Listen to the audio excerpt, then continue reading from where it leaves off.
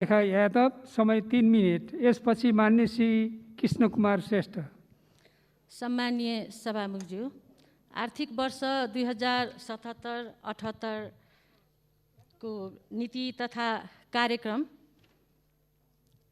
यो एउटा भनाइ छ, आयो दसैँ ढोल बजाई, गयो दसैँ ऋण बोकाई, त्यस्तै खालको छ यो नीति तथा कार्यक्रम। जनता लकडाउनको अवस्थामा छ कोभिड-19 विश्व महामारीका कारणले, र सरकार मोरल डाउनको अवस्थामा छ। किन सरकार मोरल डाउनको अवस्थामा छ? र यो नीति तथा कार्यक्रम सरकारले मोरल डाउनको अवस्थामा रहेर ल्याएको छ। यो दुःखद पक्ष हो।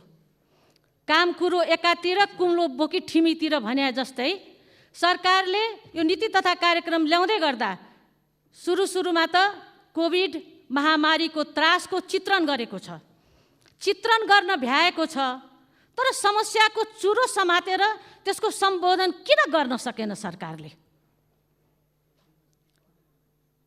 सभामुख महोदय, आज आवश्यकता ट्रिटमेन्ट र टेस्टिङको छ।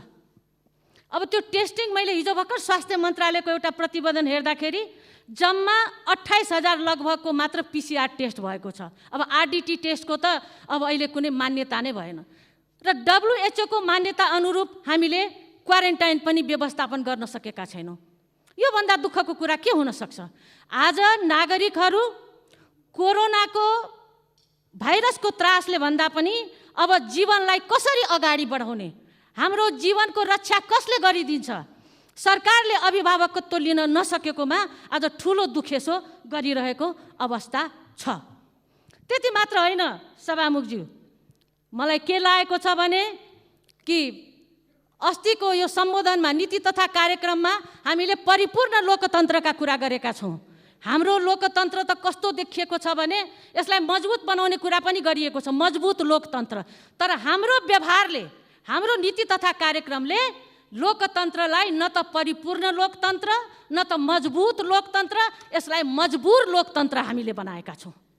यसरी मजबुर बनाएका छौँ कि यही भित्र हामीले देखिरहेका छौँ संविधानको मर्म र भावना अनुरूप संविधानले निर्वाचन प्रणाली मात्रै 2टा बनाएको हो।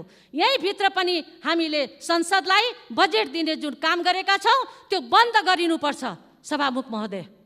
र ती सबै बजेटहरू हामीले कोरोना महामारी विरुद्धमा लड्नका निम्ति हामीले लैजानु पर्दछ। त्यति मात्र होइन, अहिले के देखिन्छ भने GDP घट्दो अवस्थामा छ। हामीले अटो सेक्टरको कुरा गरौँ, यो महिनामा मारुतिदेखि मर्सिडीसम्म एउटा पनि गाडी बिक्न सकेको अवस्था छैन। यसले बेरोजगारीका समस्याको कुरा गर्ने हो भने मलाई लाग्दछ अत्यन्त नै विकराल छ समस्या। र सरकारले किसान, मजदुर, श्रमिकलाई राहत दिने विषयलाई पनि राम्ररी सम्बोधन गर्न सकेको छैन।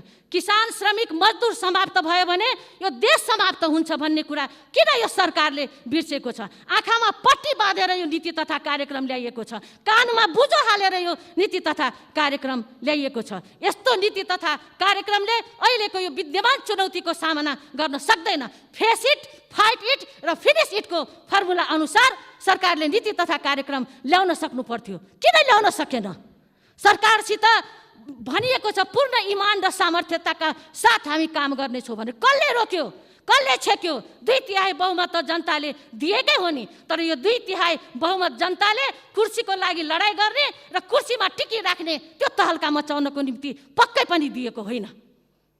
त्यसकारणले सभामुख महोदय, यो यस्तो अवस्थामा मैले भन्नै पर्ने हुन्छ कि सरकार कि कर्तव्य विमूढबाट अवस्थाबाट अगाडि गुज्रिएको सङ्केत यो नीति तथा कार्यक्रमले दिइरहेको छ। र यो चुनौतीलाई